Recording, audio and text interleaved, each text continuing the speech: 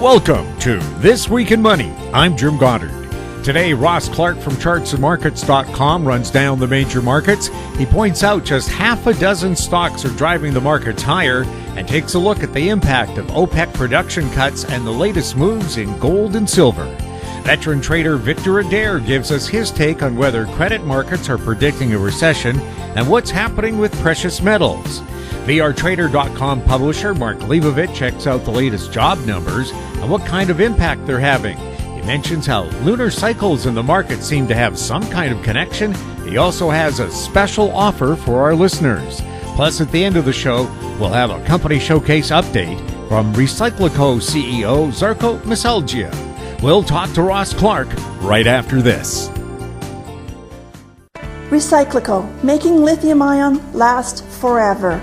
RecycLiCo's patented recycling process achieves up to 100% recovery of battery metals from lithium-ion batteries for electric vehicles, including cobalt, lithium, nickel, manganese, and aluminum. RecycLiCo Battery Materials Incorporated trades on the TSX Venture AMY, on the OTCQB AMY.ZF, and Frankfurt ID4. For more information, visit RecycLiCo.com or phone us at 778-574-4444. RecycLiCo, making lithium-ion last forever. Welcome to This Week in Money, the source for market opinions. Here is Jim Goddard. My guest is Ross Clark from chartsandmarkets.com, where you'll find insightful market commentary and timely technical analysis. You can find him on Twitter at ChartsByRoss. Welcome back to the show, Ross. Always a pleasure, Jim. Ross, did we have much action on the stock markets this past week? Not as much as the previous couple of weeks, but, this one took a little bit of a breather, and, this is where you find out where the strong ones are and where the weak ones are. And, as we mentioned last week, it really has been a narrow-based rally. Looking at it right now, the leadership has been in the NASDAQ. There's been a flight to big quality names where these companies have managed to have decent earnings and are moving along. So the NASDAQ at the early part of the week made its a high, which dates all the way back to July.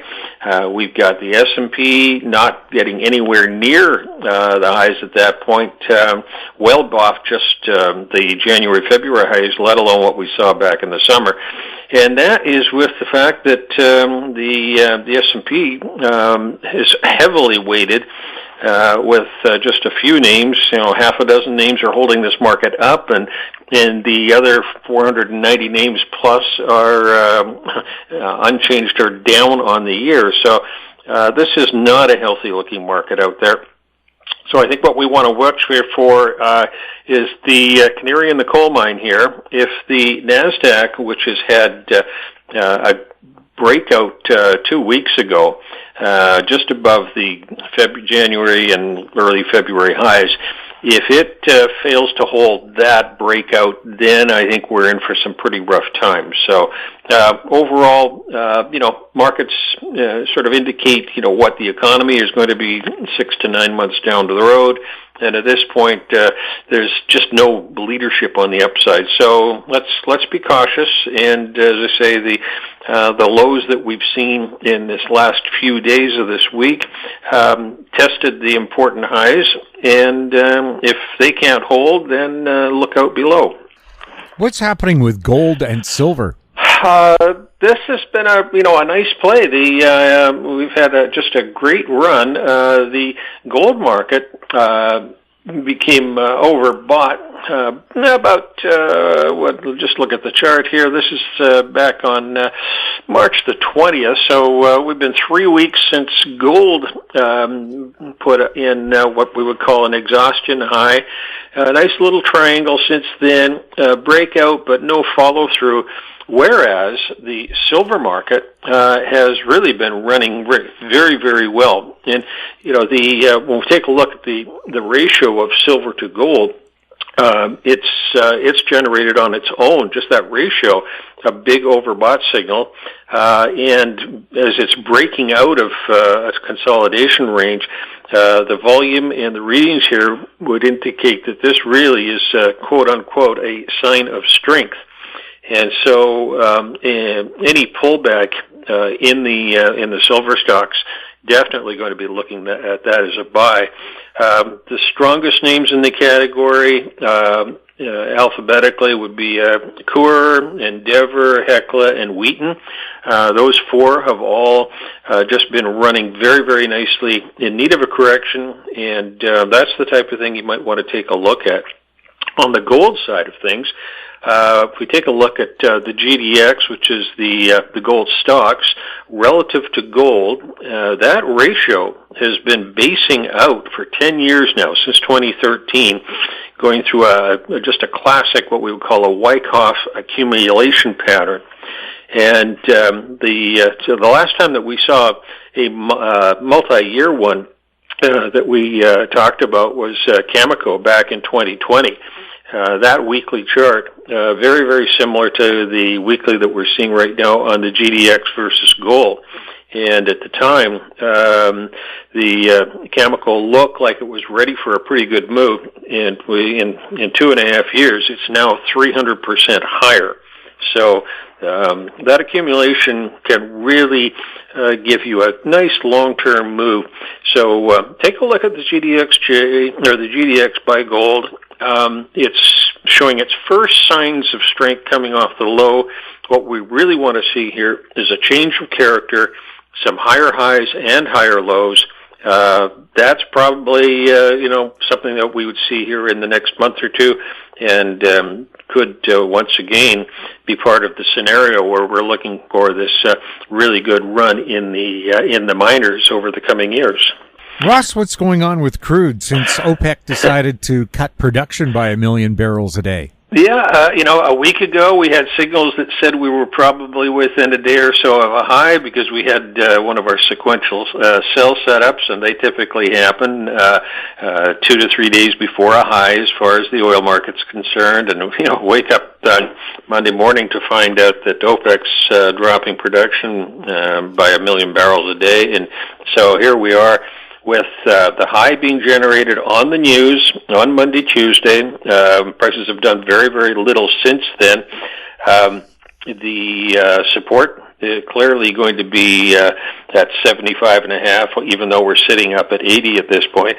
But I think the pattern is right to look at this as a longer-term bottom, and because this is a news-related event, it's going to take a little bit of time for that to wash itself out. But look at the 75.5. Anything close to that on a pullback, we'd be looking at a buy. And, hopefully we get some signals that we can pass along to people on a correction. What's going on with the U.S. and Canadian dollars? U.S. dollar has been right back down, testing the lows that we saw in February at the 101.5.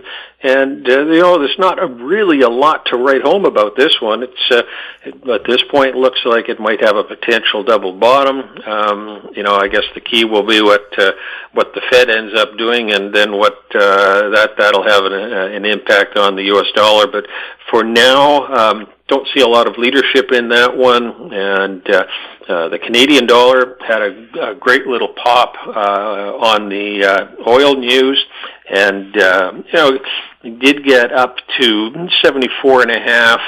It was that takes us from the lower end of the trading range a month ago at 72 and change, and now back within the top quartile of what we've been trading for the last 4 or 5 months. This is pretty good resistance up here. Anything I would say, anything in the way of a pause in the oil probably takes Canadian dollar back down under 73 again. Wouldn't be at all surprised that you see that one. And there's, in terms of the big pattern, might be a potential base against the levels that we saw back in September, October with the retest in February. But, as I say, 73-ish and change is probably a viable level to look at on a bit of a pullback. Ross, thank you so much for the update. Welcome to be with you, Jim. My guest has been Ross Clark from chartsandmarkets.com. Find him on Twitter at ChartsByRoss. Coming up, Victor Adair next on This Week in Money. Always consult your investment professional before making any investment decision. Don't miss out. Stay informed. Receive the HowStreet.com weekly recap with thought-provoking podcasts, radio, and articles delivered to your inbox. Sign up for the HowStreet.com weekly recap on our homepage at HowStreet.com. This Week in Money is archived online at TalkDigitalNetwork.com. Welcome back. My guest is Victor Adair. He founded the Polar Futures Group. He's now retired from being in the brokerage business in BC, but nearly 50 years of doing that, a little bit of experience under the belt. He's speaking to us from Parksville, which is on Vancouver Island. Victor, welcome back to This Week in Money. Thank you, Jim. Always a pleasure to talk with you. Victor, last time we talked was March 11th. Powell had given his congressional testimony earlier that week, and his message was higher for longer. On Thursday of that week, the public began to hear about troubles at Silicon Valley Bank. The stock market closed Friday at its lows. Bank shares were down sharply, and the Dow closed at a 4-month low. A lot's happened since then, but before we talk about individual markets, what's your bird's eye view on what's happened over the last month? Well, it has been quite a month. Certainly when Powell was doing his congressional testimony, I think the key part of him that came out was that he was determined to fight inflation. He sees inflation as being a serious problem, and if it's not dealt with, it'll just get worse and worse, okay? Whether or not you agree with him, I think that's a good reading of where he's at. So his message to both the Senate and the House was that we're going to stay on the job, and that likely means interest rates will go higher and they will stay higher for a longer period of time. So the market, broadly speaking, has been trying to anticipate for months, when the Fed would finally start to pause or maybe even, cut rates. And the market was, let's say, dismayed to hear this from Powell. So we had short-term interest rates move to new highs after he said that. And then, of course, later in that same week, we had the first public awareness of the troubles at Silicon Valley Bank. And that set off, let's call it a 2-week or so storm that I call, in parentheses, the banking crisis. And that had a lot of, let's say, fallout from that. In the background here, we had the better part of a decade, more than a decade, of virtually zero interest rates. In other words, people could borrow money for practically nothing and invest it in different things. And, the historical economist point of view on something like that is that when money is that easy, a lot of it gets poorly invested or put into deals where everybody's just chasing stuff. Now, under we're going to keep interest rates higher for longer regime from Powell, people have been thinking, something's going to break. If you have interest rates near zero for a decade and then you jack them up very aggressively, raise them basically 5 percentage points over the course of a year, that is going to cause some problems. And it'll be, maybe it's a reprise of something like, any number of other crises we've had over the past several decades. Or it may just be, and this is kind of where I'm leaning, it may just be the cumulative effect of interest rates being up. There's a lot of people out there that are going to have to refinance something, at much higher rates than what they originally wrote the deal at. And that may start to have ramifications for the economy and for markets. So that's kind of the background of where we are. I mean, we had the banking crisis. It seemed to be a little bit of a tempest in a teapot in that the stock market that is, bottomed just a little bit lower the next week and then had a run to the upside. In the stock market in particular, the run to the upside was led by what we would call super cap tech stocks. But, the market was almost like a what me worry kind of an attitude, and we had the market rally into the beginning of this month. And just to wrap that up in terms of where we're at, this week it seemed as though the markets went sideways to maybe lower, and I think the key factor here is the market's getting a little different take on how tight or how not tight the labor market is and what effect that may have on Fed behavior and on the market. So, there's been a lot of moving parts here, but that's kind of my quick take on, the 30,000-foot view. The broad stock market made a low in mid-March but rallied into month-end. This week it's been sideways to lower. Your thoughts?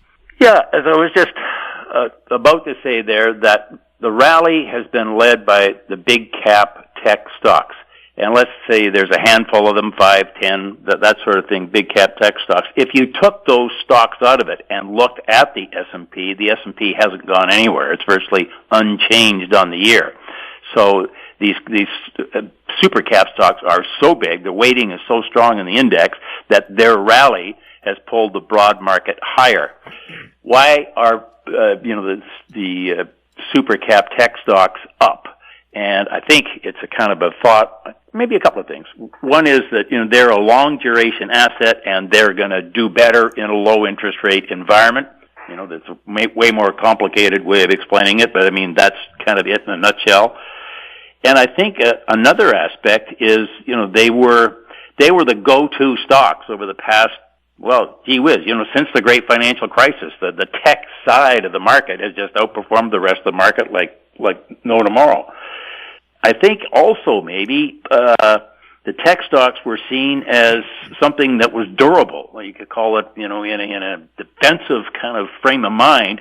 You want to buy buy shares of companies that people are going to buy their products, like, bread and water. But, everybody needs computers and all that sort of thing, so, there'd be almost like a consumer staple. Whatever the reasons, that happened, and as I say, this week we started to see some different data on the labor market. And let me just go into that for a sec, why it's so important. The Fed is determined to kill inflation.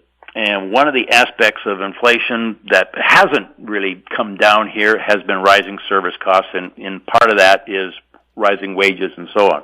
I think there becomes a bit of a vicious circle with inflation, and let me put it this way. People know that the stuff they buy is going up more than what the consumer price index would say. Prices aren't up by 5% or so. I mean, some of the things I'll look around, they're up 30, 40, 50%. And these are things that people buy. So people see this and they know they got to increase their income to try to keep up and at the same time try to reduce some of their discretionary spending. Now, so far, since the pandemic, we've seen a labor market where there are way more jobs available than there are workers to fill the jobs. So that puts the power to negotiate in the hands of the workers. And people can either demand more money, quit their job and go someplace else and get paid more money, or go on strike or what have you. So I think the labor market, being so strong, has the risk of setting up the old-fashioned wage price cycle, or where, as prices of things go up, people try to increase their wages to keep up, and then prices go up some more, and away you go. And Powell is very aware of this, and that's one of the reasons he's been determined to fight inflation. Now, if in fact labor is starting to lose that advantage, or the labor market's not so tight anymore, that would sort of be something that would have to happen before we could see the Fed start to ease. So the Fed, whether they're easing or not, is probably, for the last couple of years, been the key thing in the market, and it remains that way. So that's kind of where I think we're at with respect to that. And this week, the stock market got these bits of data on the labor market, although the ultimate number on Friday, the employment index, was pretty much as expected. But we're starting to see the beginnings, maybe, of the labor market not being so tight. Short-term interest rates rose during Powell's congressional testimony on March 7th and 8th, but fell dramatically over the next 2 weeks. Are credit markets anticipating a recession? I think they are in some respects, and there's always been some folks out there that think that we are, after a great run to the upside, we are going to see a recession. And if consumers start to pull in their horns, start to reduce their discretionary spending, that likely, leads us in that direction. It's one of the famous indicators, the yield curve. It's been inverted here with short-term rates higher than long-term rates, and when that reverses and goes the other way, then people think that, that's a sign that we're going to go into a recession. So that's part of it. I think the other part of it is that the credit markets see or are looking for some safety, and that's why the bond market has been bid as well. So yeah, seeing a recession coming and maybe just looking for safety. Another aspect of that, looking for safety, has been the enormous amount of money that's flowed out of banks and into money market funds to try to capture the higher yield that's available there than what's available at bank deposits, and also for safety. So that's, I think, a really important thought that's in investors' mind right now, whether you're looking at currencies, interest rates, stock market, whatever. The U.S. dollar touched a 3-month high following Powell's testimony, but has trended lower over the past month. What's driving the weakness in the U.S. greenback?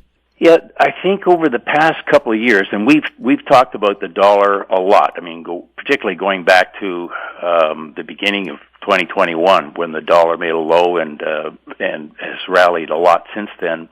The key underlying support for the dollar, and there's always a myriad of factors, but the key thing has been that the Fed was perceived to be the more aggressive of the different central banks.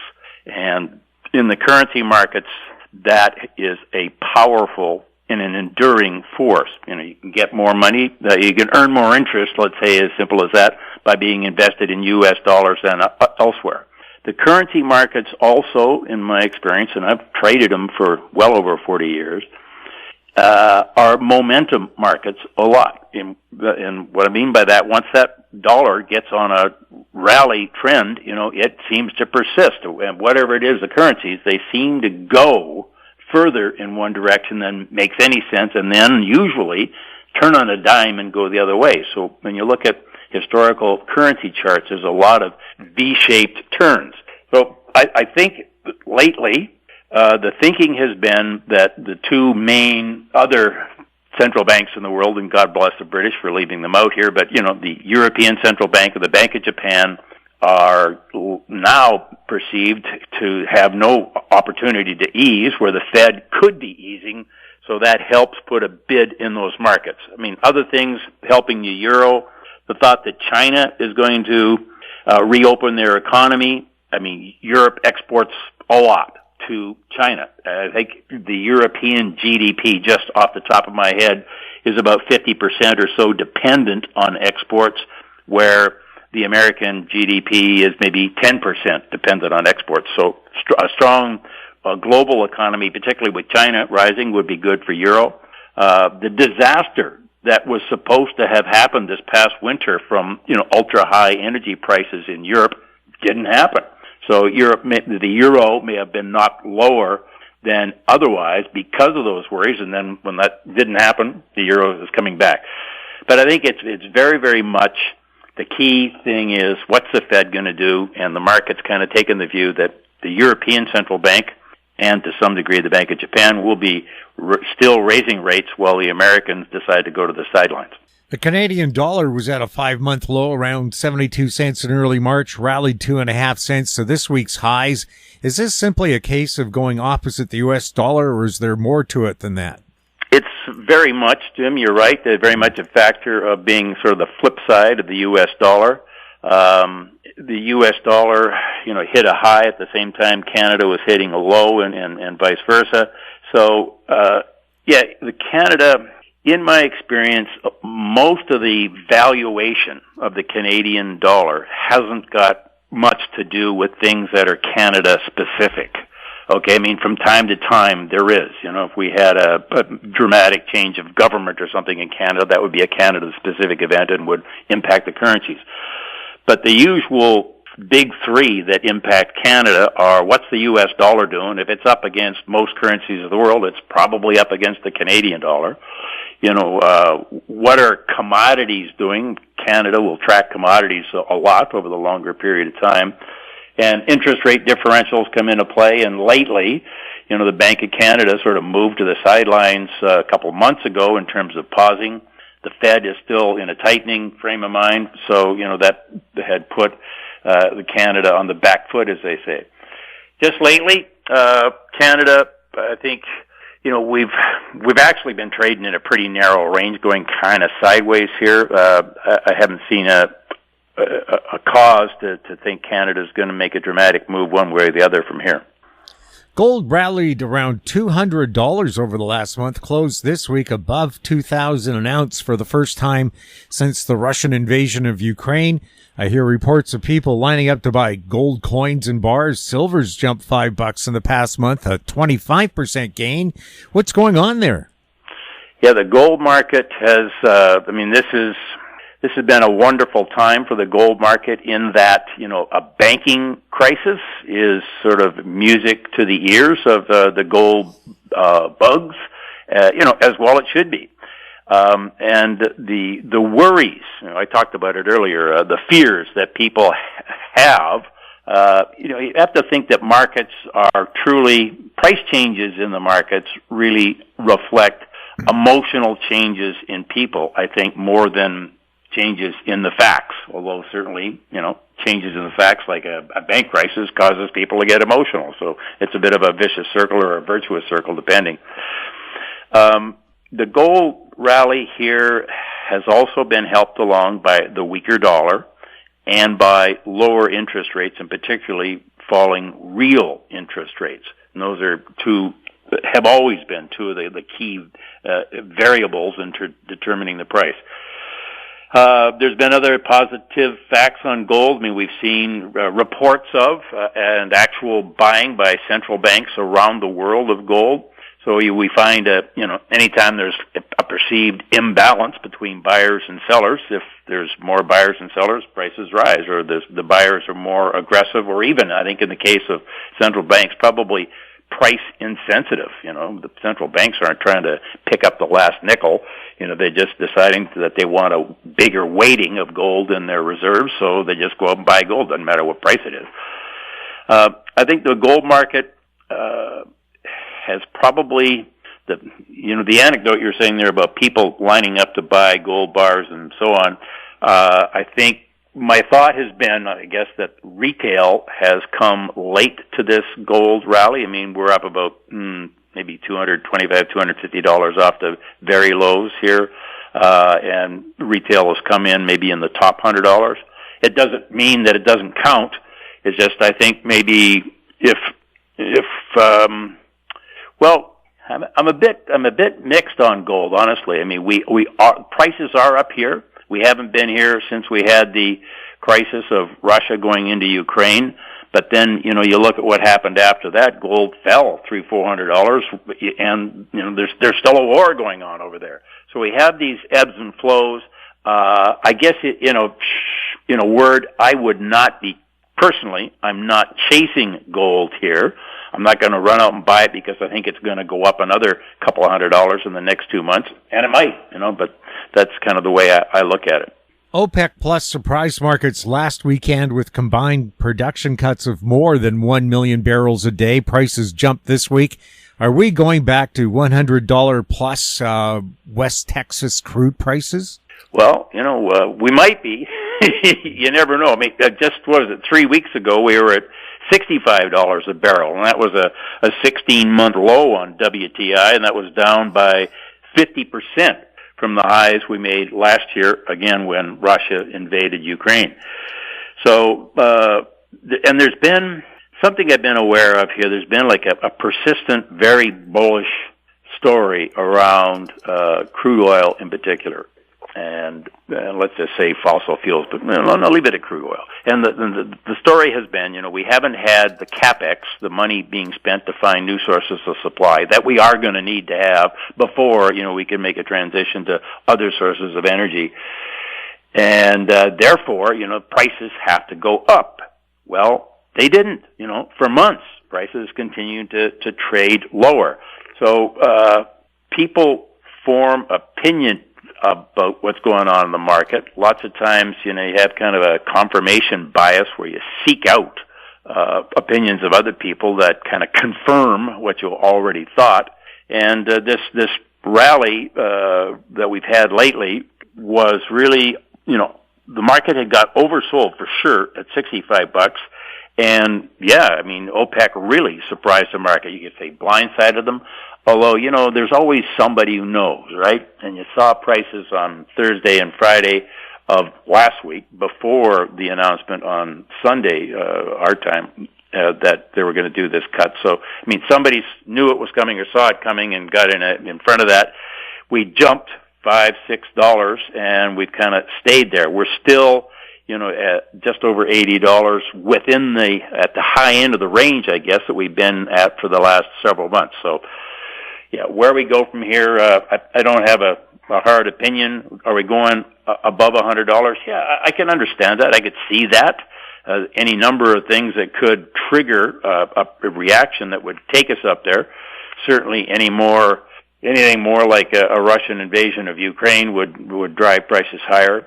It seems as though maybe the most bullish argument is that even if Americans are leveling off on their consumption of crude oil, the developing world isn't. That their bid, they're looking for more and more, and they're going to need more and more. And I think that is probably the key fundamental argument for higher prices, is that the rest of the world is going to want to, live the sort of the kind of life that they see in America or in Europe, and that would demand a lot more energy, and the easiest energy for those folks to get at would be the fossil fuels.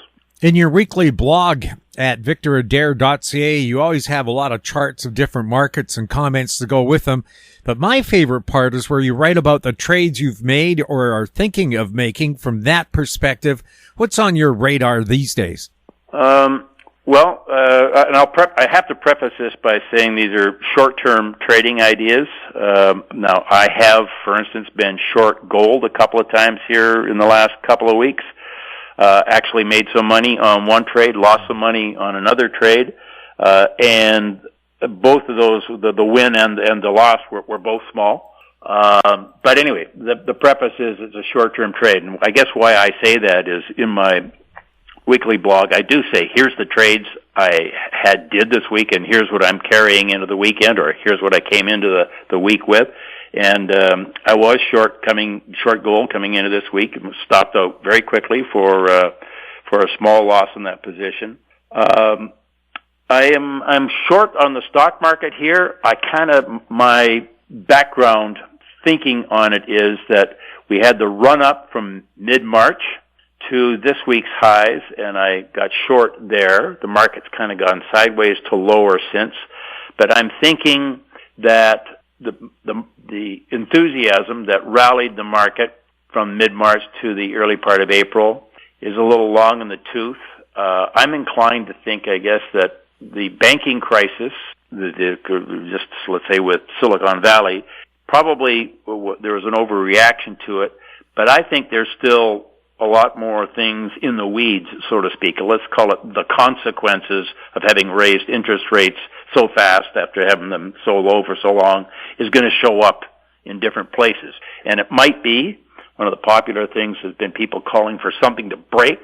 As I said earlier, it might also just be the cumulative effect of so much refinancing having to be done that it kind of drags down on the economy. So I'm maybe in the camp that says we're likely to have a recession, and stocks aren't going to do well into that environment. So, that's kind of my background thought. And then when I have that thought, then I say, okay, what's the price action look like? So based on the price action and my background thought, I've got a position short the stock market here. If the stock market rises some from here, I'm going to be gone. I always use stops on those kind of trades. So, yeah, I've got a view on things, but as I said, I think a few times on your show, I make money more from managing risk on trades. In other words, I just never let trades go hard against me. than I do because I've got a great crystal ball. I am so willing to acknowledge, I have no idea what's going to happen, and anybody who pretends they do is just naive.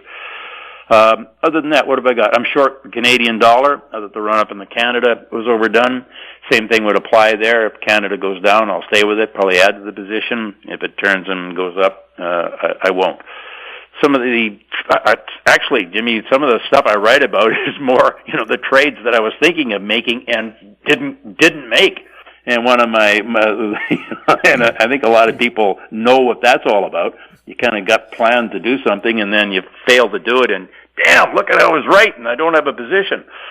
But on that front was the bond market. If the bond market was going to rally, it did. I'm not there. I've been looking at shorting the euro. I see that speculators are very long of the euro, very bullish of the euro.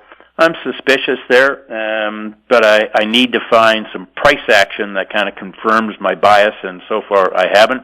What else am I like? Here I got a note from somebody your folks would know, Ross Clark. He was showing how silver had an upside exhaustion here after running up $5 an ounce, or 25% or so over the last month.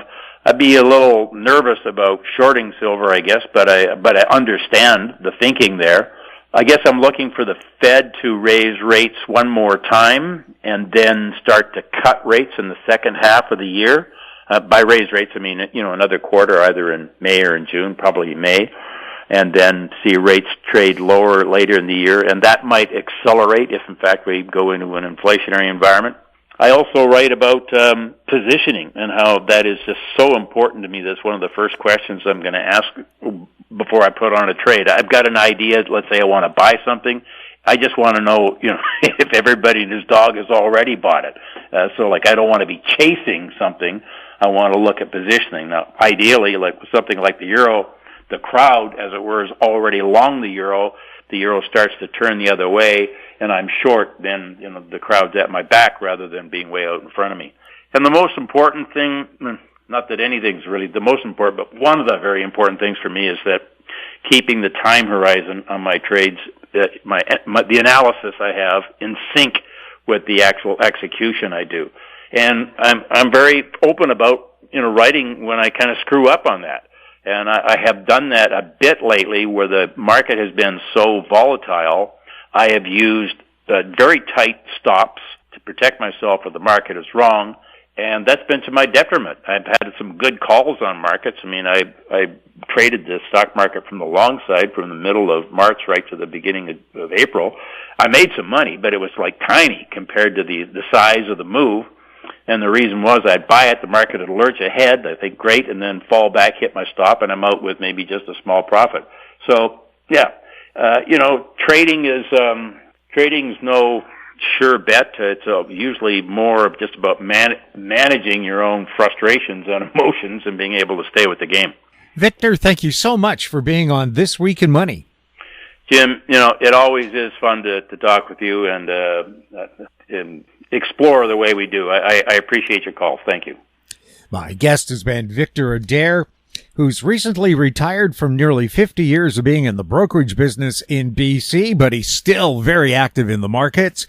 Check out his website, Adair.Credit. He was speaking to us from Parksville, British Columbia. Coming up next, Mark Leibovit on This Week in Money. RecycLiCo, making lithium-ion last forever. RecycLiCo's patented recycling process achieves up to 100% recovery of battery metals from lithium-ion batteries for electric vehicles, including cobalt, lithium, nickel, manganese, and aluminum. RecycLiCo Battery Materials Incorporated trades on the TSX Venture AMY, on the OTCQB AMY.ZF, and Frankfurt ID4. For more information, visit RecycLiCo.com or phone us at 778-574-4444. RecycLiCo, making lithium-ion last forever. This Week in Money is archived online at talkdigitalnetwork.com. Welcome back. My guest is Mark Leibovit, editor and publisher of the Leibovit VR newsletters, also known as VRtrader.com. He's speaking to us from Arizona. Welcome back to This Week in Money. Glad to be back. And Mark, by the way, happy Good Friday, happy Passover, and happy Ramadan as well. Yeah, Ramadan and Easter, the whole deal. And yeah, how they get those bunnies to lay eggs, I'm still working on. Oh boy, it's a big week. There's no question it's about it. It's a big weekend for a lot of people. Yeah, I went to a couple Seders this week, so of course, this is the week. But anyway, we got a day off for the markets, but we thought we did because I turned on TV and all the financial news is reporting as if it's a normal day. I mean, they're just interviewing people and talking about the Fed, what they're doing and not doing, and talking about China. I mean, and all the tape is running. I guess some of the futures markets are still open because I see prices. So I don't know what kind of holiday it is. I guess you just can't trade it, but why would some of the futures markets be open if you don't trade? I never figured that one out. But they're showing the NASDAQ up 13.5 points, the S&P up, or Dow up 64 points, but we're not supposed to be trading today. Interesting. Yes. Before we get into what's happening, do you have a special offer for our This Week in Money listeners? Yes, sure, we do. And it's my 50% off offer, and it's a promo code that you have to use at vrtrader.com to get that kicked in. It's 2022 half off, 2022 HALFOFF. And when you go to any of the newsletters at vrtrader.com, that's VR like Victor Robert, vrtrader.com, there's a promo code slot there when you order a newsletter. So just enter that 2022 half off to get 50% off. Mark, for people new to VR Trader, can you maybe explain what VR Trader means? Well, it started decades ago when I trademarked and started using the VR volume reversal technical tool, which, by the way, is available on Metastock, which is a stock market trading platform. And if you sign up to Metastock, you can obtain, it's an add-on indicator, and you can see my little VR signals up on the chart, which is really my claim to fame, I guess, so to speak, because no one else has that, and I trademarked the name, and it basically represents a shift of buyers to sellers or sellers to buyers, and you can use it, and I use it in all different time frames, 5-minute charts up to monthly charts. So, interesting tool. Used to be available on a couple other platforms, but they no longer are offering an add-on indicator, so you have to go to Metastock. But anyway, VR stands for volume reversal, and I've added so many other things to do that over the years to add to that, because there's more to the market, even though it's a great trading tool and I use it all the time, daily, weekly, and so forth. There are other things that affect the market. There are big cyclical factors. Over the years, we've incorporated, and geocosmic events, including the seasons. The markets tend to do different times at different seasonal points, and little adages like turnaround Tuesday. Everybody laughed at me for years ago when I put it up, and sure enough, now it's become part of the nomenclature. And sure enough, I'm not going to say it's every Tuesday, but a vast majority of the time, market will change direction on a Tuesday versus a Monday, and you've got all these other calendar events like the Santa Claus rally and all this fun stuff that we incorporated into our analysis to try to time the market in addition to using the short-term technical tools. So long-winded answer, the VR is volume reversal, VR Trader, but we have put a lot of other effort into complementary indicators to try to make us more successful. And in doing that, over the years, for three times, I was named Timer of the Year by Timer Digest magazine in a competition list of many, many analysts. And as you may recall, I was fortunate enough to have been an elf with Louis Rukeyser decades ago, and also a market commentator on PBS with Paul Kangas on the Nightly Business Report.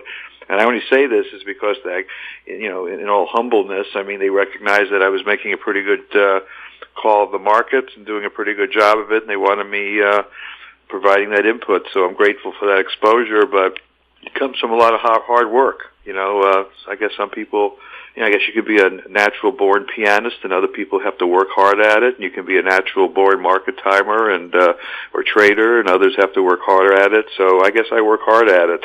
But we're survivors, Jim. We've been around since 1979, and we're still doing it. So I'm proud of that.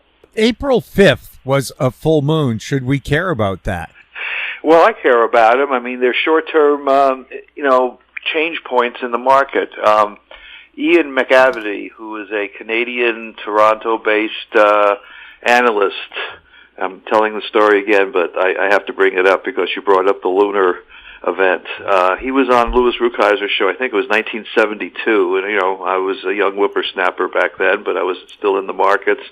And he talked about the full moon and gold, and that the market would hit highs around the full moon. And, first you start laughing at the idea, and then I started looking at it seriously and charting it and following patterns. And what we found over the years is there tends to be short-term, within a couple days, not necessarily the exact day, markets often change directions, not only on the full moon, but the new moon and sometimes the quarterly cycle. So we post that on our website. And April 5th in particular was just within a day of a trading top in the market. So we said, watch around April 5th and see if there's something coming. And I think the actual top was a third, a day before, and then the S&P and the other Dow saw selling off for 2 or 3 days. So as we were approaching that time frame, I said, a day or two around that April 5th. And, sure enough, it worked. I mean, it just said, be careful, don't be chasing anything here because we're rallying into this time frame. So, among other tools, that's just one that, and not only that, I remember I was a trader. I used to be, this is decades ago, I was on the floor of the Chicago Board Options Exchange where I was a market maker. And I ran into a financial astrologer. I'm not going to mention his name. I know all the financial astrologers since then, by the way. I went to their meetings and stuff just to learn about what they were doing. And many are financial astrologers. They call the stock market, and they really, in some cases, do a terrific job. And the moon is perhaps only one of it because there's so many things they look at. But anyway, I ran into a trader on the floor, and I was down there, and he said, well, I think it was like 11 o'clock in the morning or 10:30 in the morning. He says, well, at noon, something about the nodes of the moon are going to be intersected. And I can't really explain that to you because I'm not an astrologer. And he says, at that point, the market will change direction and reverse. And I said, okay. And, I was trying to hold back laughing a little bit. And I swear to God, at noon, the market, I think it was up, 30 or 40 points or something at the time, and completely reversed and sold off, and shocked the hell out of me. And I said, well, there's obviously something to this, that how can somebody predict that type of event precisely? I'm talking almost to the second. So ever since then, I respect other opinions. I look at other things besides looking at, financial television, hearing what analysts have to say about earnings or forecasts or the economy or what the Fed's doing or not doing or what company presidents are telling us about their balance sheets or other events or even, political events or even geopolitical events like China and so forth. You look at these other things and you see a correlation and you realize that, well, what are we doing here? Well, we're trying to make some money. That's why we're in the market, and we could be political and social commentators and talk about every subject on the planet we disagree with or agree with.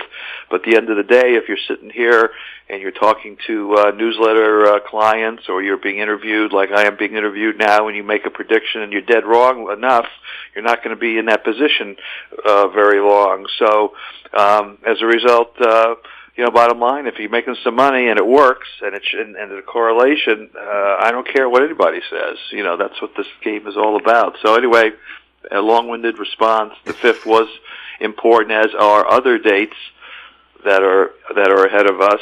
So we have to just watch that and pull out your solar and lunar calendar and see if there's a correlation there at the time. The Fed's balance sheet plunged by $101 billion in the past 2 weeks. Should we be concerned about that? Yes, because this was the missing piece. We were writing that raising interest rates I completely disagree with the Fed. You're getting me on a whole other subject. It should have been abolished long ago. It's created nothing but mistakes in our economy. It actually helped precipitate, or worsen, the Great Depression when the Fed raised interest rates at the worst possible time. So on and on and on. But besides the fact they're behind the ball and everything, and everybody's been criticizing, and we really need to get rid of it. I mean, it really is a bad. Of course, we could argue a lot of government institutions need to be abolished or defunded, but the key here was, by raising interest rates alone, you're not going to slow things down.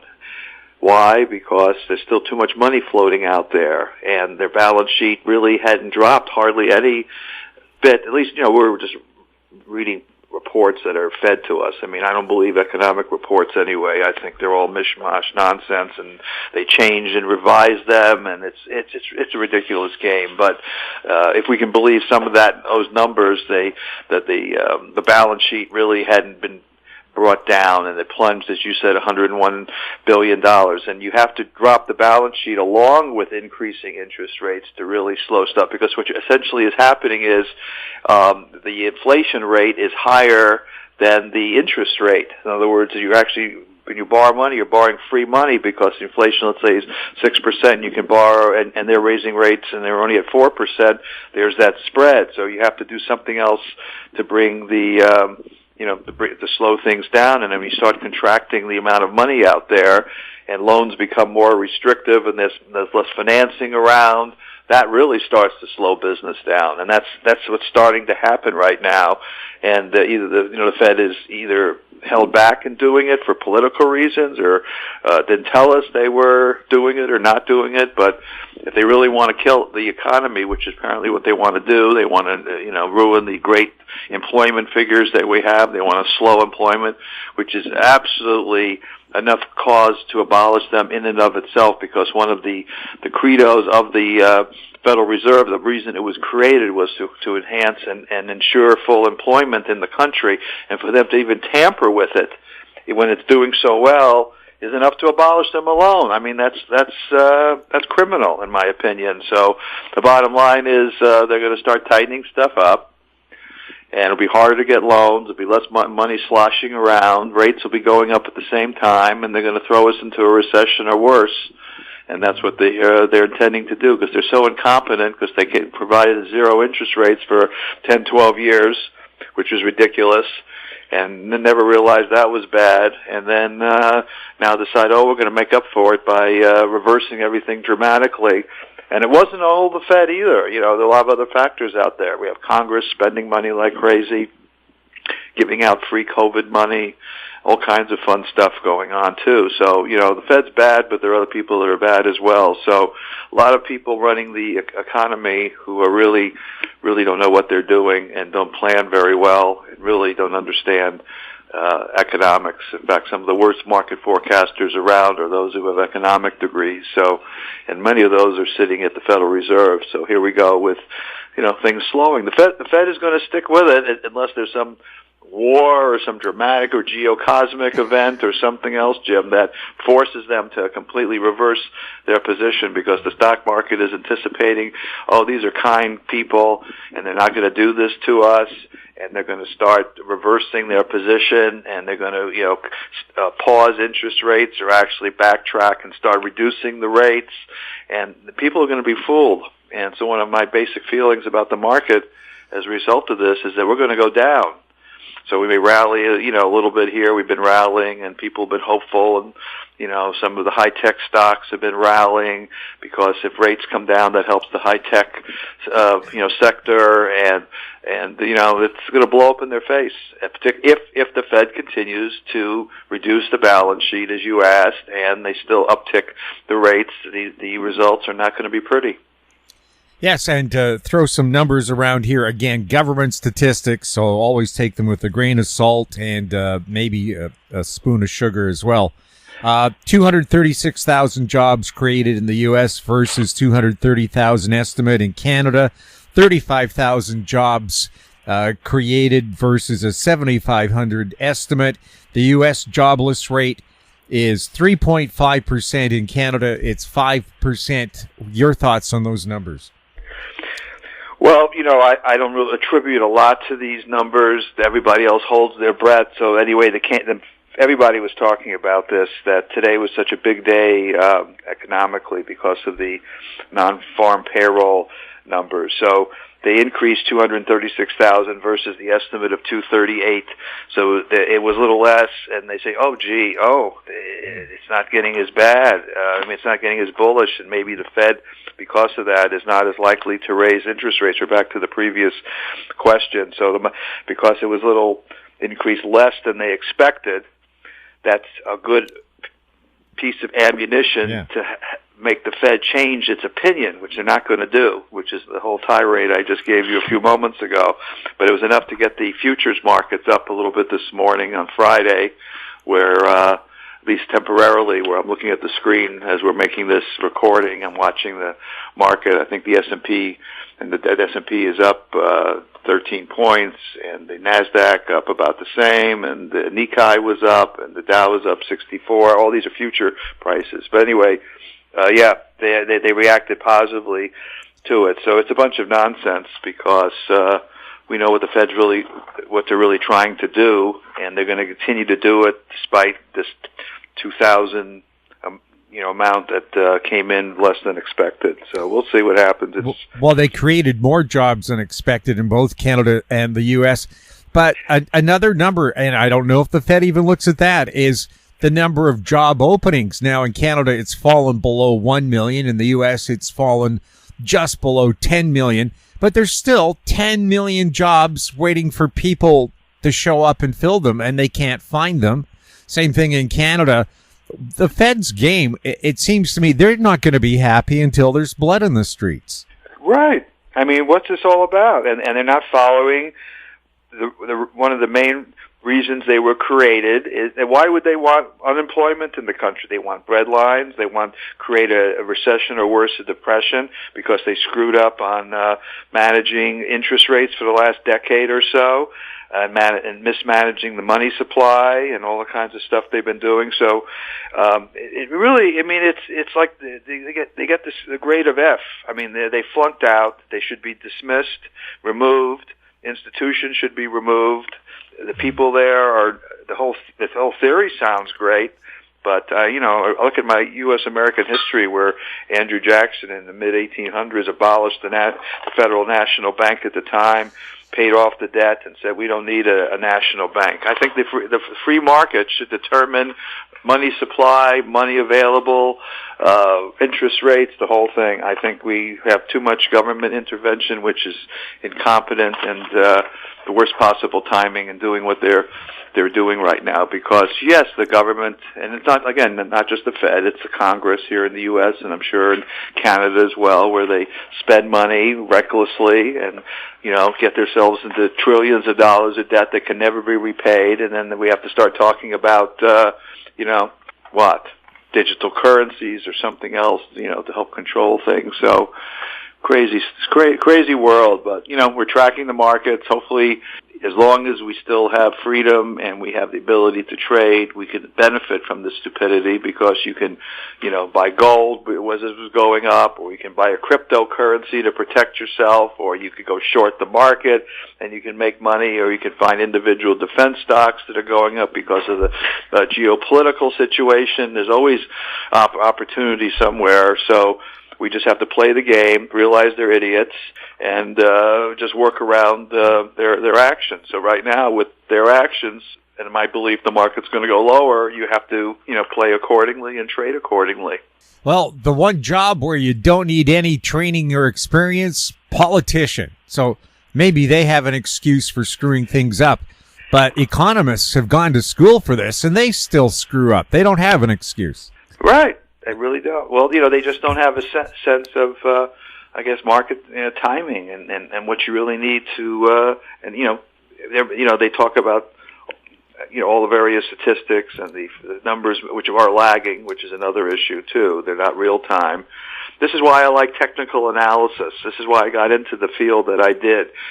Because if you're a fundamental person, and I guess that's what you would call the economist at the Federal Reserve and elsewhere, is you're really looking at historical stuff. You're looking at, what happened in the previous quarter, what, money was made or lost, the balance sheets in the companies or the balance sheets for the government. But technical analysis, you're looking at real-time actions on the part of buyers and sellers, what they believe right now, this moment, at this time. That's how going back to the first question we had 20 minutes ago, was the volume reversal. I mean, that was telling you at this moment, buyers are selling or buying or selling. That's it. You want to know that because that will react to your, investment decision. Are you going to do something now, adjust your portfolio? Are you going to take advantage of this, signal or what? And that's real-time input, but where the balance sheets and economic reports and the economists' interpretations of this is all historical stuff. It's what has already happened. I don't care what already happened. I want to make money now. So that's why I think technical analysis, you want to know what the buyers and sellers are doing right now in the key indexes and the bond market and everything else to react accordingly. For example, the bond market, has been sort of recovering. You got a technical signal that was going up. Even though the Fed is raising rates, the bond market started to rally here, not tremendously, but in the last, couple, 3 weeks or so. And it's been upticking because of the stupid anticipation that the Fed was not going to continue doing what they're doing, and they were going to change their direction. So the smart traders and buyers anticipated that. Well, the question really comes down to, what do you do about it? Well, you buy the bonds because you follow the smart money traders giving you a positive volume signal. Now, whether the Fed actually ultimately accommodates them or not is not important, but if you're a trader or an investor, suddenly the yield on the Treasury bills, which were way high, dropped significantly, by 30% or so, and the bond market started to go up. So you can make money as interest rates were perceived to go down in the trading market, and you can make money there. Or it made a difference in the mortgage market because mortgages start to pull back a little bit. If you're buying Treasury bills, you saw these signals coming in, you realize you better lock them in really fast because the yields are going to start coming down as the traders are rallying the bond market, anticipating something which may or may not ever happen. But, you don't want to be getting a lower return on your money, so you jump in and buy the T-bills, and sure enough, they went lower, and you locked in a better rate. So it's all this fun stuff. That's what I get into this whole tirade about the technicals versus what you hear and read and see in the economic reports and what actually happens. So it gets that also just to the bottom line. Are we trying to make money here or not? I mean, it's all a bunch of nonsense talking about it, and you're not benefiting from it financially. Why spend the time talking about it or writing a newsletter or even being in the market unless you just want to put your money in, CDs now, I guess, are paying something, but just walk away and forget doing anything. That's not my life. That's not the one I want. Could interest rates be in the eye of the hurricane? I'm trying to really understand what that eye of the hurricane means. I guess so. I mean, they're going to go higher, and I don't know how much higher. I don't think it's getting any better, at least at the moment. You got to believe what the Fed is saying. I mean, they're idiots, but they're saying what they're saying. Market's trying to ignore them or pretend it doesn't exist. And the question is, if they're not successful, how far will they go? I mean, how much of the balance sheet will they plunge it, and how high will they ultimately go? Look what Paul Volcker did, back in 1980. I mean, I think up to 20%. I mean, we're at what, 4 3/4, 5 on the Fed funds thing. I mean, the potential is so disastrous if they're really as nuts as we think they are, or as unsuccessful as they may be for whatever reason, it could be a disaster. I mean, the stock market could go to hell in a handbasket. I mean, the greatest opportunity you could have is being short the market in some inverse ETFs as we plunge into a panic washout scenario. It's all possible. I mean, maybe Jay Powell wants to, be remembered as the successful successor to Paul Volcker. I don't know what he's imagining or not imagining. But, yeah, they have the power to cause a lot of damage. So, anyway, here's your question, the eye of the hurricane, we just may be. Some numbers released today, too. The Dow is up just over 1% this year. The S&P up 6.92%. The NASDAQ up 15.49%. Do stock markets in the U.S. look like they're climbing a wall of worry? Yes, that's what seems to be happening right now. Bullish interpretation of the situation, but it may be just a temporary fantasy. So I'm not thinking of it as I guess what the Joe Granville, he invented that whole term about the wall of worry back in the 1970s, 1980s, if I'm not incorrect.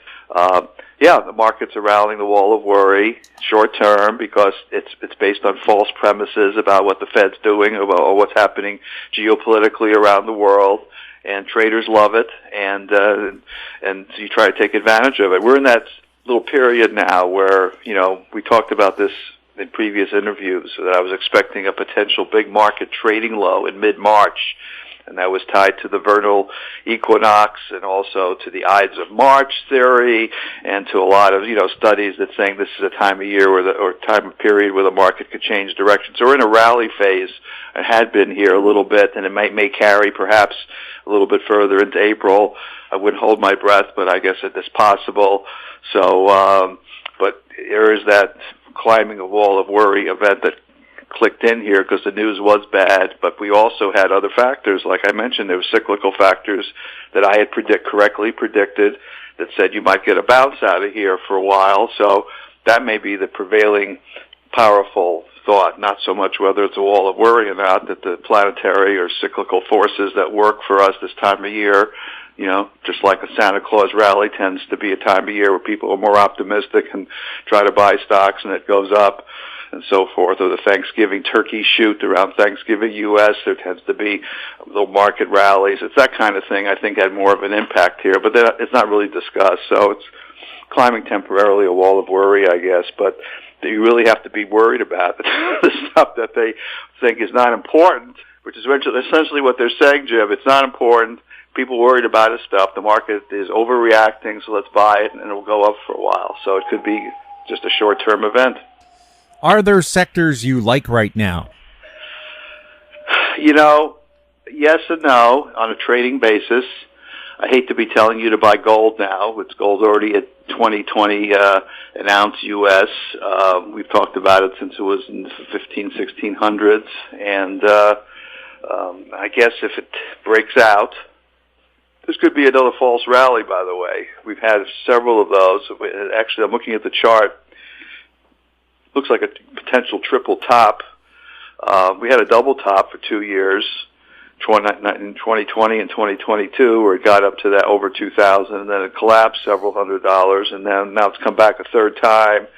So if it breaks out, and that's above that 2069, 2070 area, and it could hold there, and with some volume coming in as a technician, I would say that's an important event.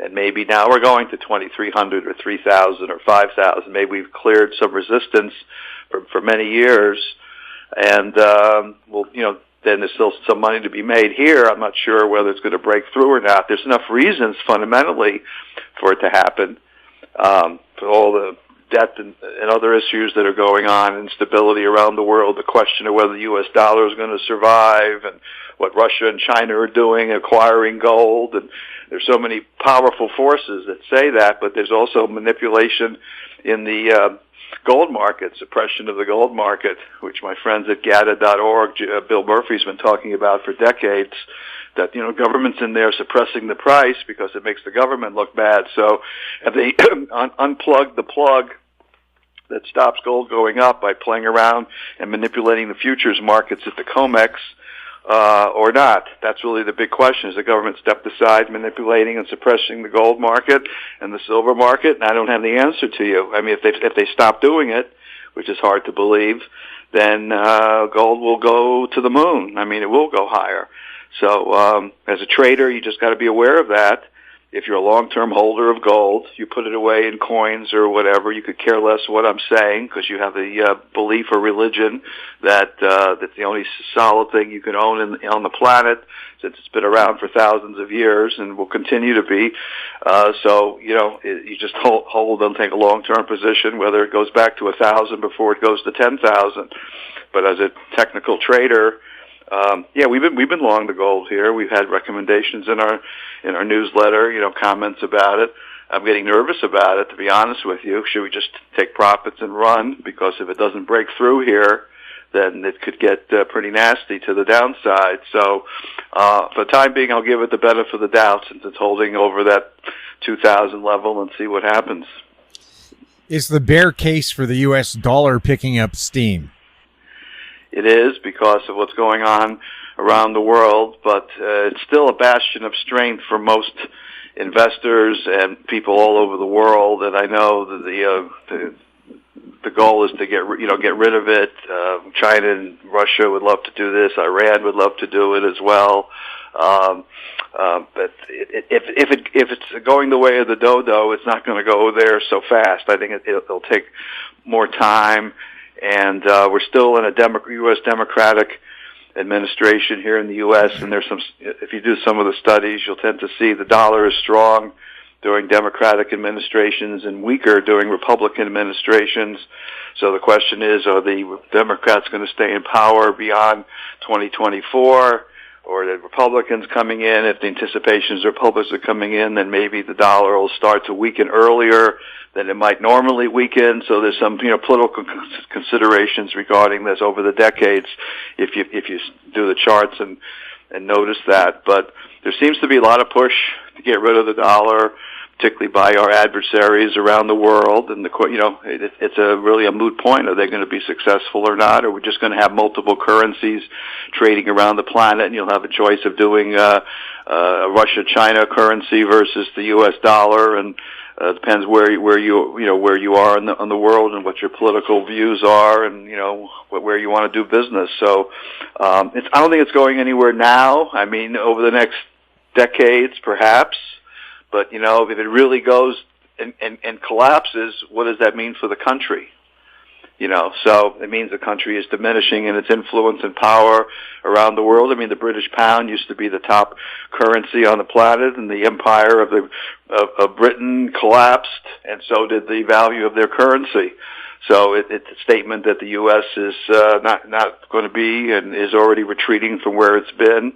And it may just diminish in value, just like the pound went down. Doesn't mean it's going to go to zero, but just may have less and less impact on its value and usability as a currency for investors and traders and commerce and so forth. So more likely go down versus go to zero, but not necessarily right away. Let's watch the politics and trade accordingly. So right here.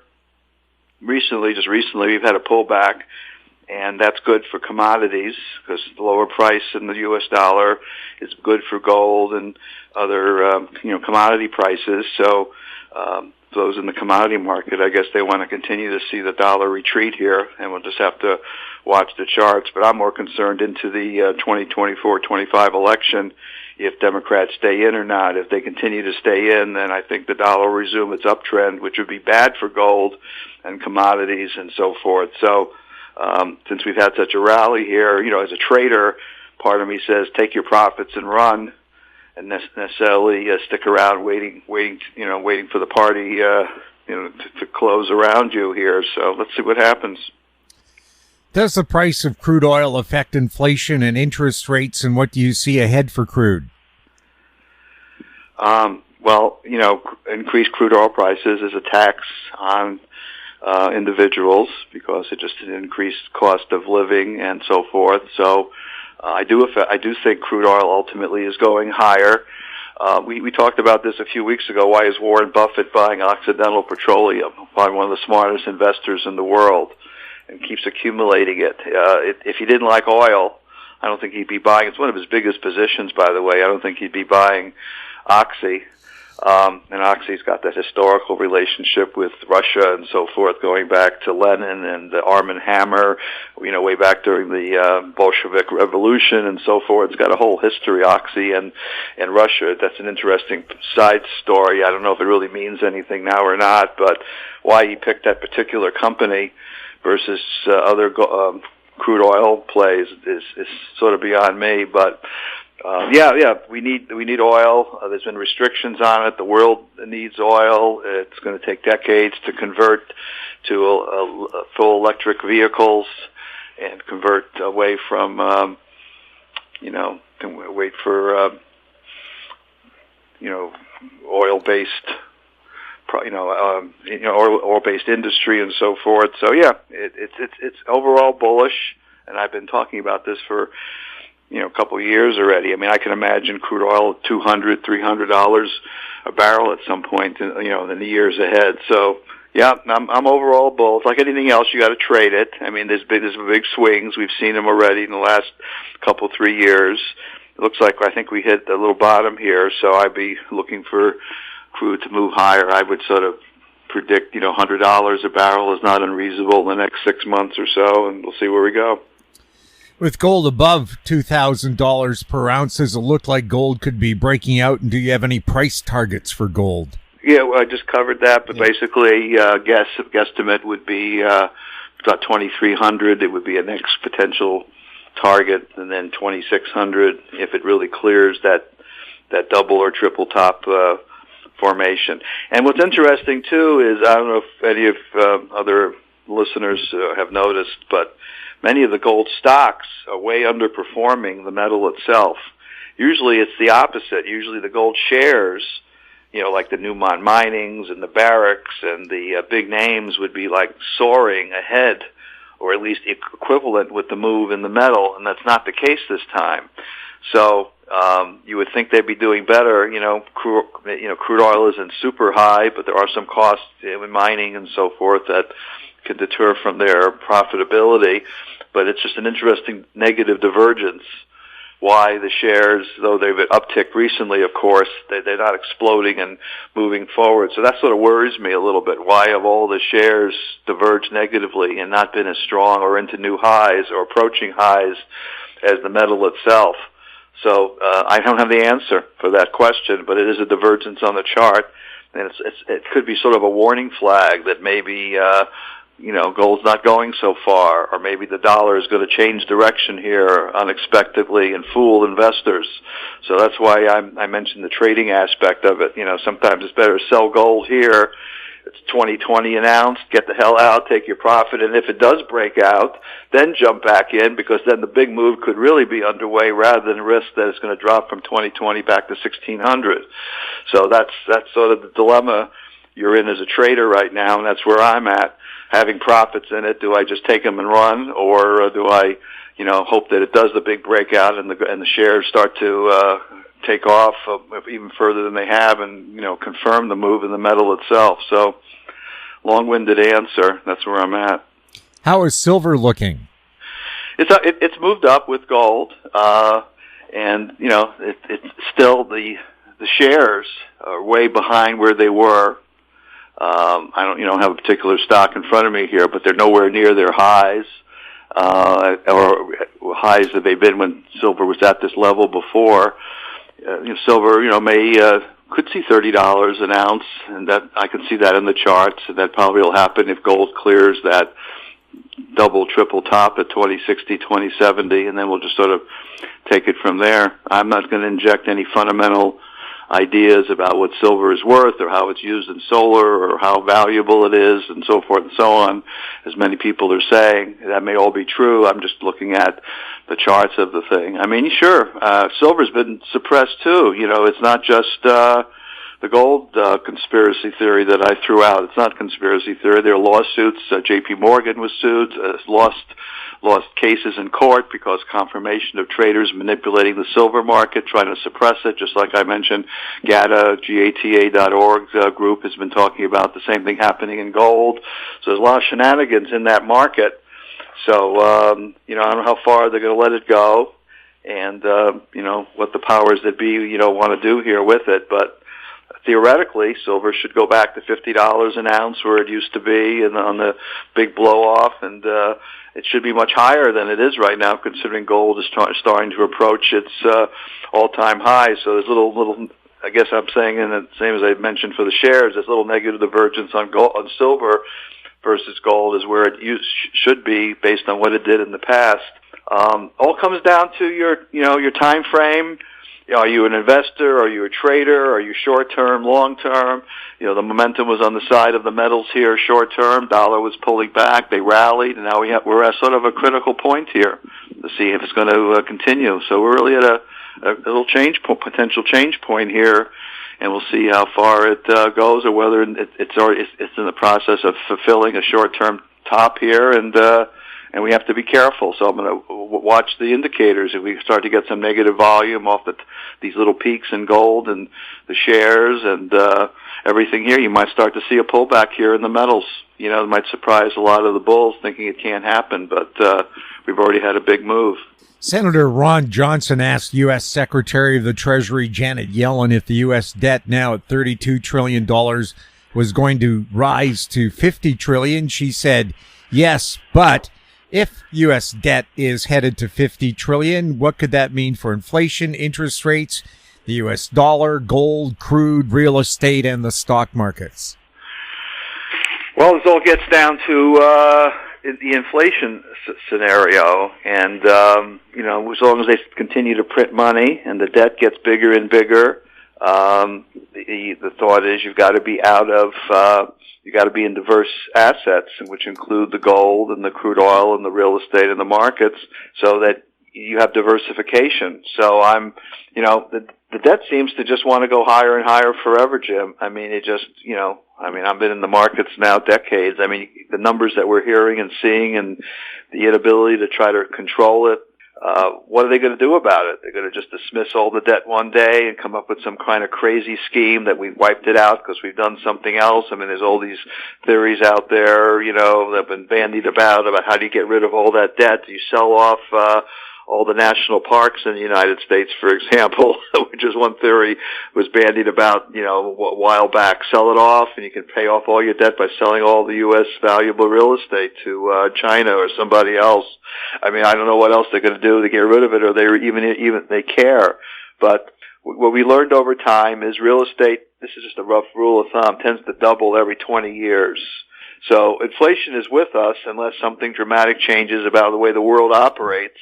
And as far as gold and crude oil, they've been manipulated, and there's been so many geopolitical and other events involved with them.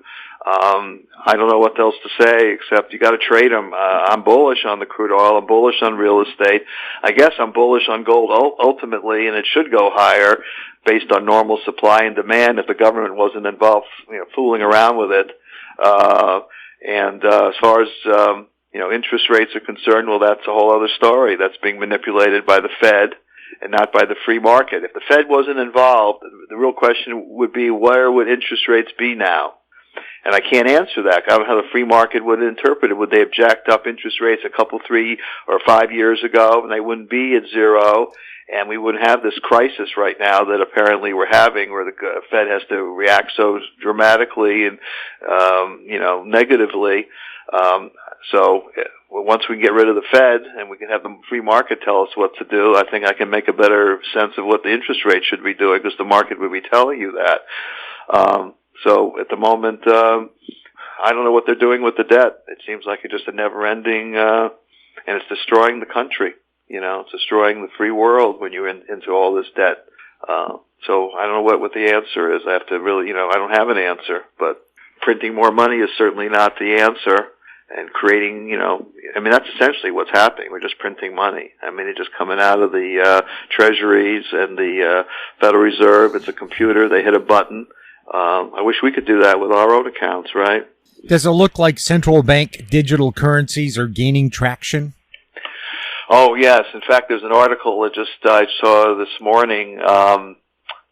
India is targeting 1 million CBDC users in 3 months, prioritizing, their own currency here. So India is already doing it. I know others may already be doing it that I'm not aware of at the moment.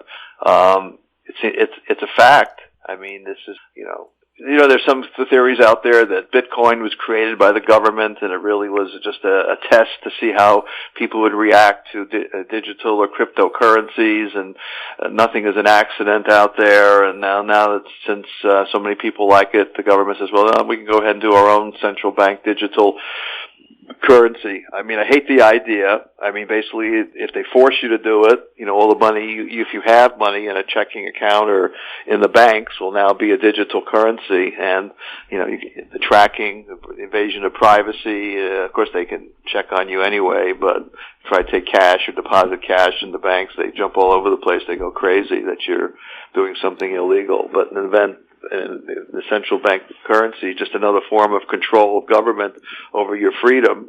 And the government's been pushing for more and more control over our freedoms forever.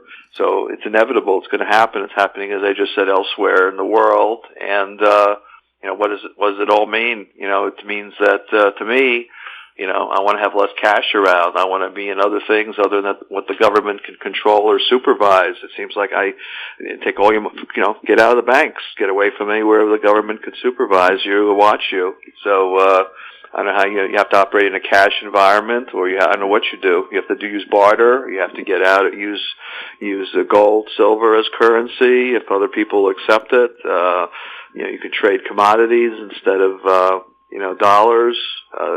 There's, not everyone's going to like it. I guess most of the people out there are going to be like sheep, forced to do things that they don't really want to do, or say, oh, gee, that digital currency is fun. I don't have to have a normal checking account anymore. I can use a digital currency now and get used to it. I think it's a slow transition. They're pushing for it just because they want more control and supervision, but it doesn't do anything to help the debt. It doesn't do anything to help all the other problems out there. So, I don't know. I think that's why I like Bitcoin, because it's an alternate to, the normal currency, and it hopefully keeps us away from government eyes. So anyway, that's the best response. It's happening. It's gaining traction. Governments are behind it, and maybe more behind it than we originally thought, and we'll see what happens. Should people be concerned about possible bank bail-ins? Yes, because if you constantly bail out bad mistakes, the mistakes are going to continue.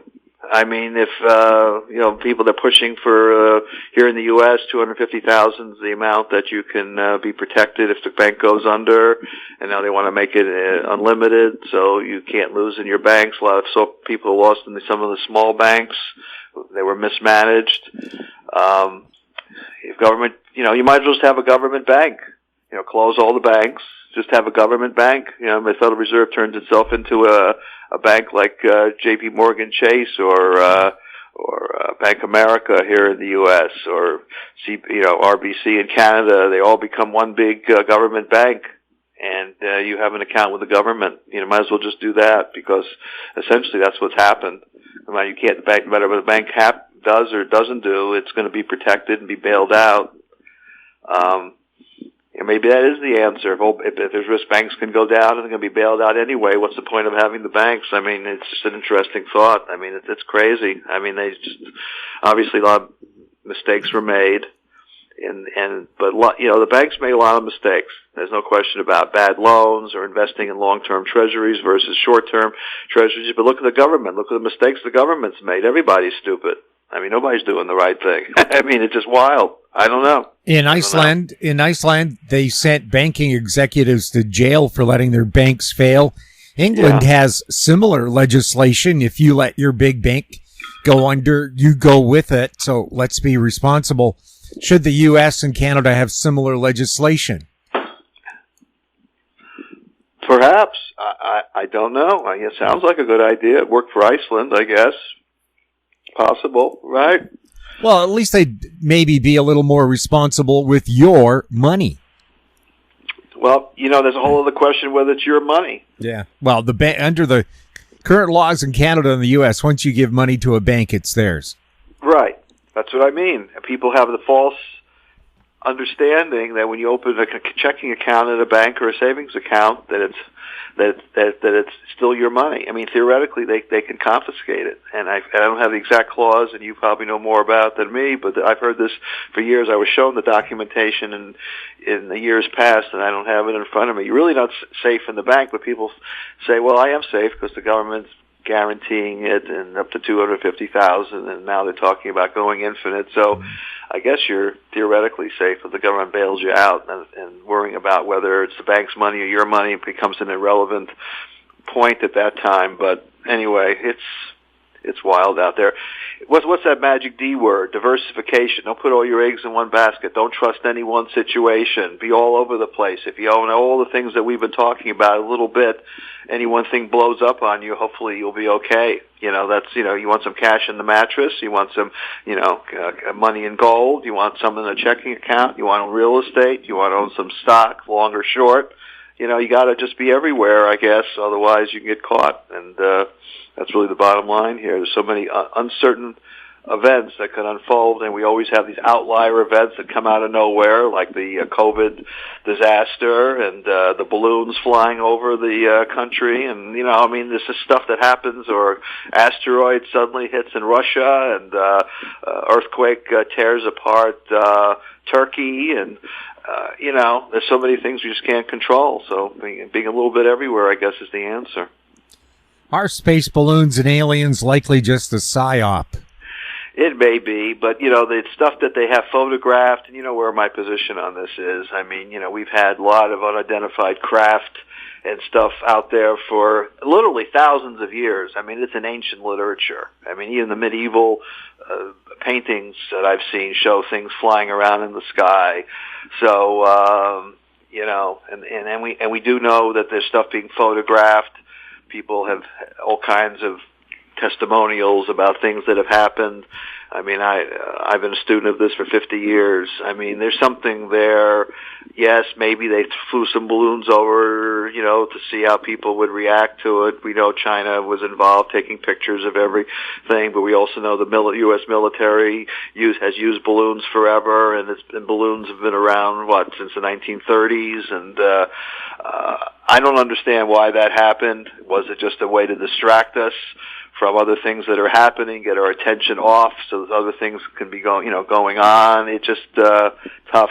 I mean, there's been theories that they were going to do UFO flyovers as a psyop just to get everybody distracted off, economic issues, or the Taiwan U.S. issue, or the Ukrainian war. I mean, there's a lot of conspiracy stuff going on the part of the government, and or secret activity that we're just never going to get an answer to. So to answer your question, the aliens and the space balloons, could be a psyop, but those photographs of those unbelievable vehicles off those Navy ships that defy all current technology are real. They're there. So what are they? Just military craft that they haven't told us about? The military doesn't even know about? Are they operated by extraterrestrials or some other secret operation or country on the planet that has stuff that we just don't understand, is way ahead of us?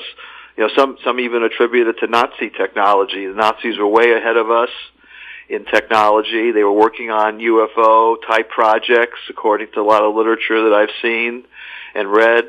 And what did we do after World War II? We took the top Nazi scientists. It was Operation Paperclip. We bring them, excuse them for being Nazis, and bring them into our space program, with Werner von Braun being ahead of it. So maybe it's some secret Nazi technology that they created or existed prior to the end of World War II that's flying around. I mean, there could have been a lot of stuff created that we still, we're not told. I mean, the military's not going to tell us about secret stuff. And if secret operations are underway, they're not going to tell us. So my gut feeling, it's a secret operation. Those things we're seeing may not be alien, and maybe they were, reverse engineered from something that crashed on the planet. But what we're seeing up there is stuff that's here. And, it could be just advanced stuff they're not telling us about, or will never tell us about, because it gives them an advantage, obviously militarily, and they're there. I've been hoping for decades we would get an answer to these things, because these things we're seeing now on those Navy ships have been around for a long time. It just happened we finally got some good pictures of it, and the government released it. So why is the government releasing them now? Is that another psyop just to get us distracted? I mean, they know they're up there. They have been photographed. Why are they letting us know? I mean, are they looking to scare us? There was a basis to raise more money for the military, to the budgets go up, so they have to show us something in the sky that they say they don't understand as an excuse for them to do something else. And there's so many possible answers to this. It's really a tough question to answer. Yeah, and the idea of using balloons for a military event, Napoleon looked at using hot air balloons to invade England, but his scientists pointed out the prevalent winds blew from the west to the east, so his soldiers would end up going the wrong way. What's the latest in geocosmic events? What's going on? Well, we have, I have to pull all this up here. We had, of course, we discussed earlier, we had the lunar event coming up. We have solar eclipse on April 23rd. Sometimes there's market events or change of directions around these eclipses, not because they physically cause them, it's just the way cycles work. We've got the summer solstice coming up in June, just like the vernal equinox changed direction for the market in mid-March. Something is becoming the summer. If you remember last summer, I think the market bottom was like June 17th or something, and the the summer solstice was the 21st, like 3 days or 4 days away from that. So there could be some big market event in that third week of June, like we saw last year. There's a lot of stuff cooking out there, with the eclipse and with the short-term stuff with the lunar, and you've got the vernal equinox behind us and the summer ahead of us. And we're always tracking, the solar flare situation, which seems to have quieted down, but we still seem to be in an uptrending pattern on the solar, flares, which, got to the worst case, could create another Carrington-type event back in the mid-1800s that we've talked about.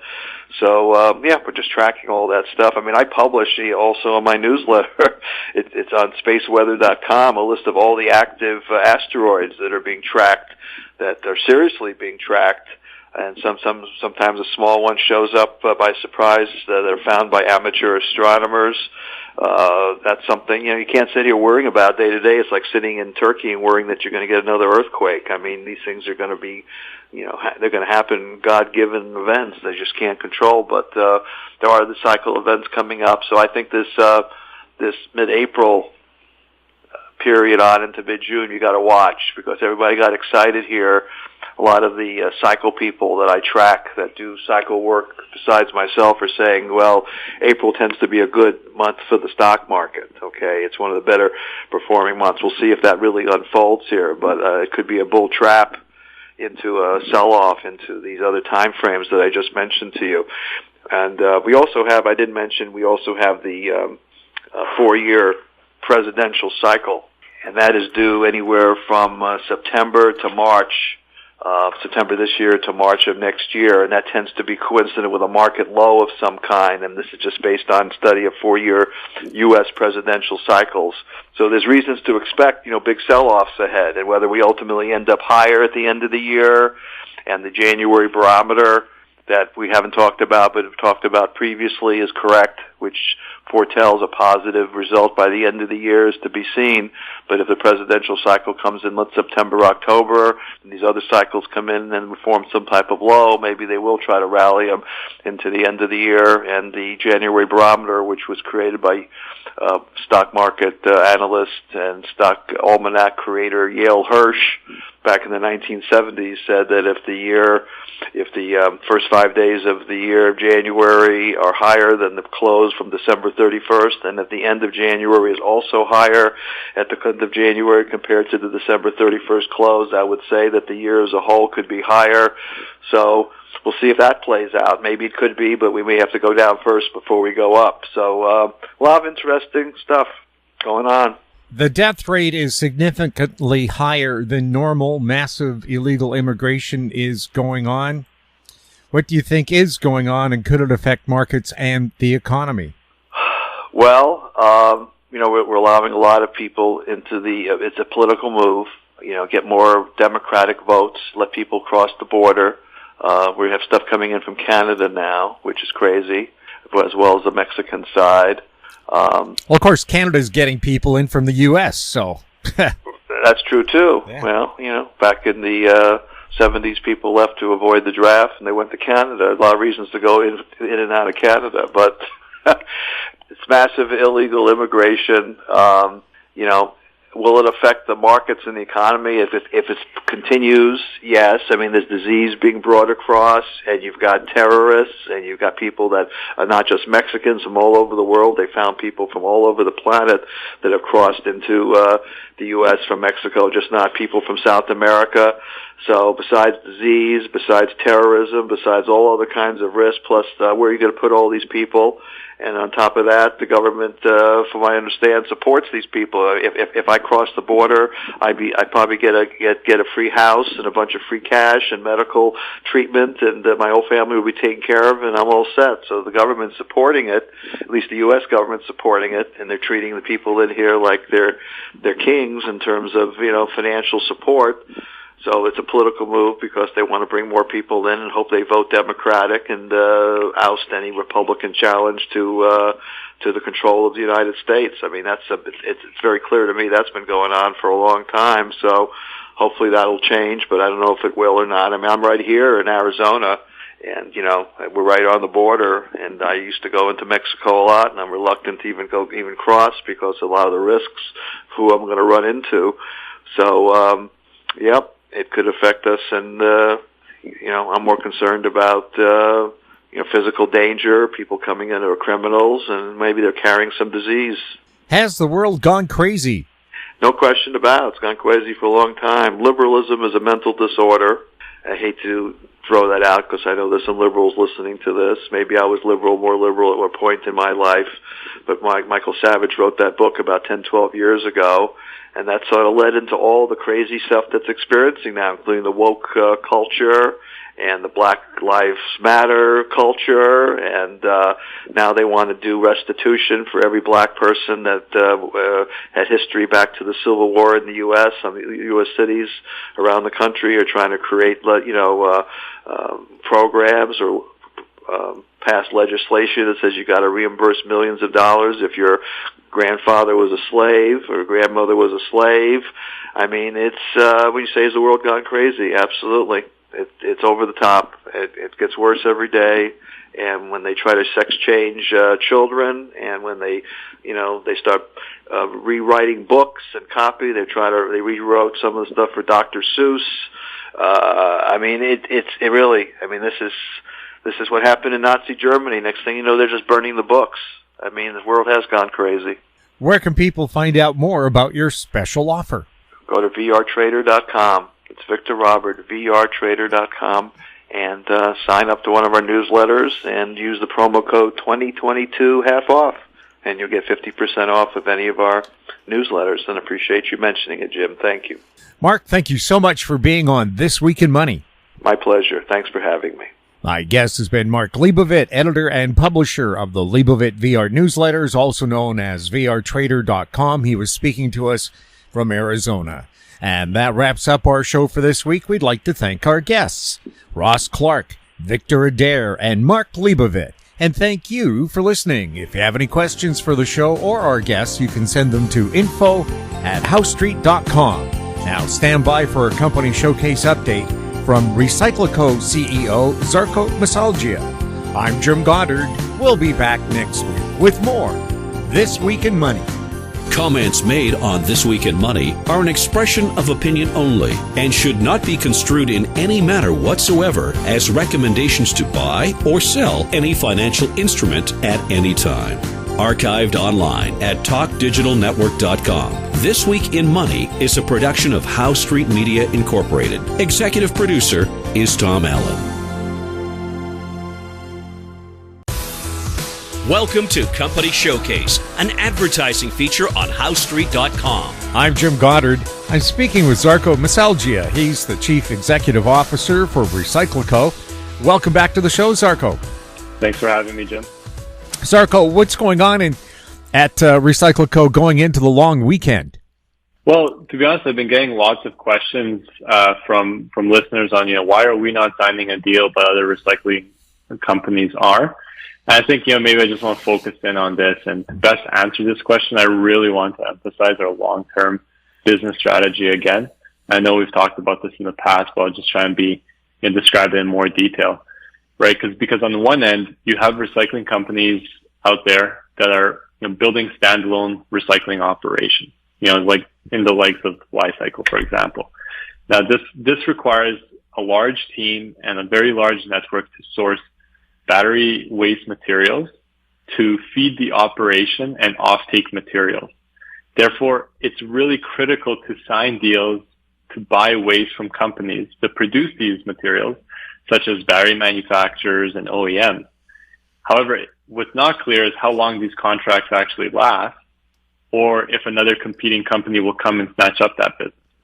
So there's a lot of embedded risk to keep the high-cost operation afloat.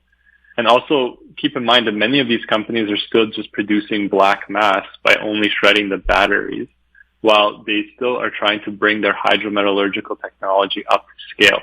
Therefore, the operation right now is really just fueled on the sale of black mass. And I've said this many times before, but the word recycling is really grouped into this one generic term. For example, mechanically shredding 10,000 tons of batteries is completely different meaning than hydrometallurgically processing 10,000 tons of black mass, which is why we've also started using the term upcycling. Because, by the time you actually shred the batteries down to the black mass, you're dealing with a much smaller weight of black mass, which is actually the part that contains the most valuable materials.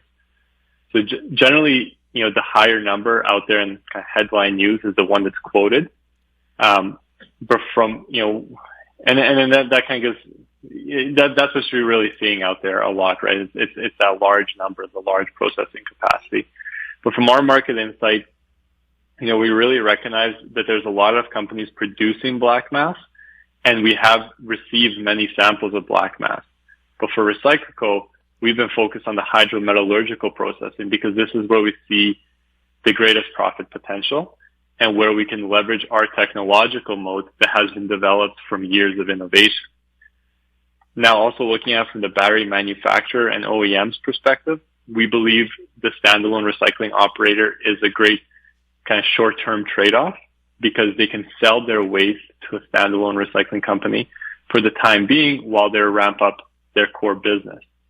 Now, this doesn't require as deep of technical due diligence because it's an exchange of services. If the recycler is unable to maintain their operation, the company will find a different service provider to manage their waste. However, we believe in the long term, when these companies, who essentially are the gatekeepers of the battery waste, get their footing in the market and their amount of waste production increases, they'll actually want long-term strategies of managing their waste within their own supply chain. We can even see in the market, the companies are looking up and down the supply chain to vertically integrate everything. I'm not saying every company will want to do this, but there comes a certain threshold where the payoff of recycling your own materials is more effective than selling your waste and buying new battery-ready materials. Now, in regards to RecycLiCo and our business model, we're focused on building an integrated recycling operation with multiple JV operations. That is the goal.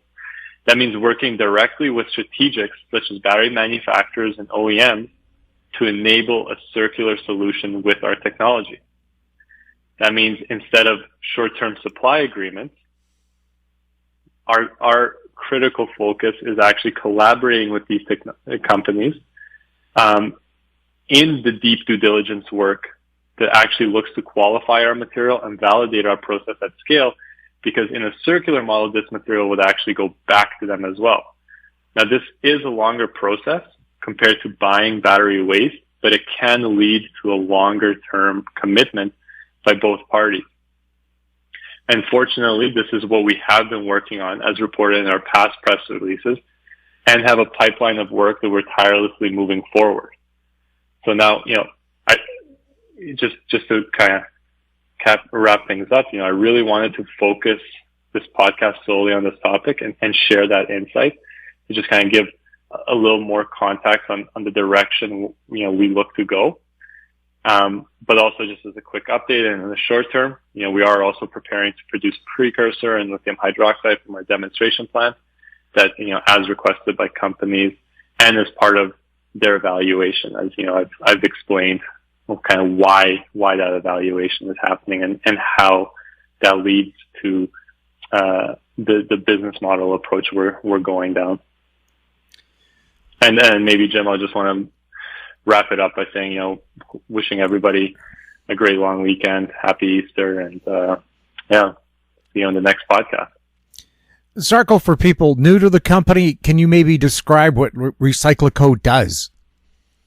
Yeah, RecycLiCo Battery Materials is focused on lithium-ion battery recycling and upcycling to recover lithium, nickel, manganese, and cobalt from lithium-ion battery waste, but also upcycling it into high-value materials such as precursor cathode active material and lithium hydroxide or lithium carbonate that goes back into new lithium-ion battery cells and essentially enabling a circular supply chain.